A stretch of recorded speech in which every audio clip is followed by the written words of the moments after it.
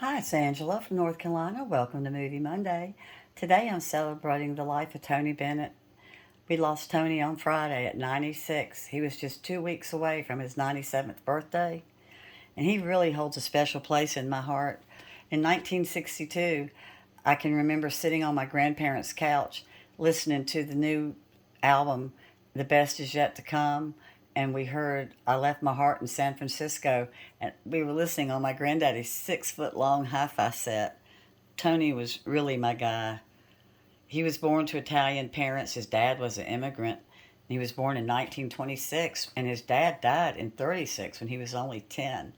And later in life, he said that his dad dying that young kind of influenced his career choice because his mother, being a widow, needed men around, like people to influence the children. And so the family, the extended family, would come every Sunday to lunch, and she would make her famous lasagna, and they'd have a side of plain pasta.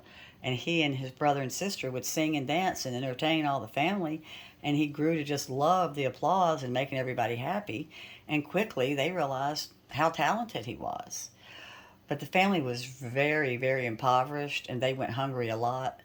And later in life, he said he fondly remembered many nights where all they had was a bowl of plain pasta, al dente, with just a little bit of tomato sauce. And he said if you were really lucky, you might find an occasional meatball. So years ago, I heard him being interviewed, and he said that he spent most of his adult life living in hotels on the road, and he was content to just eat some plain pasta a lot of the time. And but when he was in San Francisco, his home away from home, he had to have ravioli from this North Beach trattoria. I think it was called Piazza Pellegrini, and he always had a side of plain spaghetti every time with red sauce with his ravioli. And Tony's brother was the cook in the family. He was a real well respected Italian chef. But in celebration of Tony's life, I've prepared a really nice ravioli. It's got lemon, ricotta, basil, with some plain red sauce, with some Parmesan.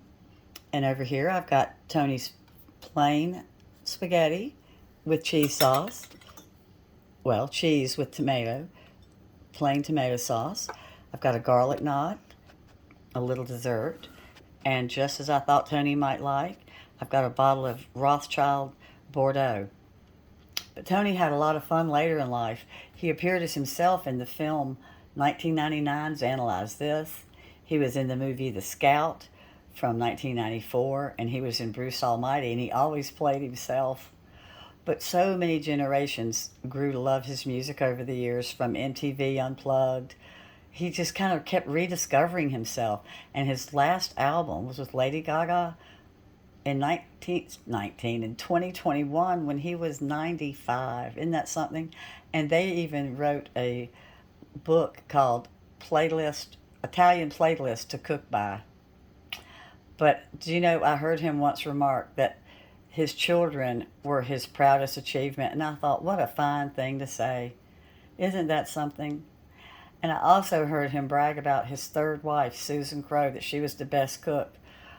And so I thought that was really neat that he ended up so happy his last chapter in life with his wife, Susan, and that she was an excellent Italian cook. Well, thanks so much for watching. I sure do appreciate it. Bye-bye.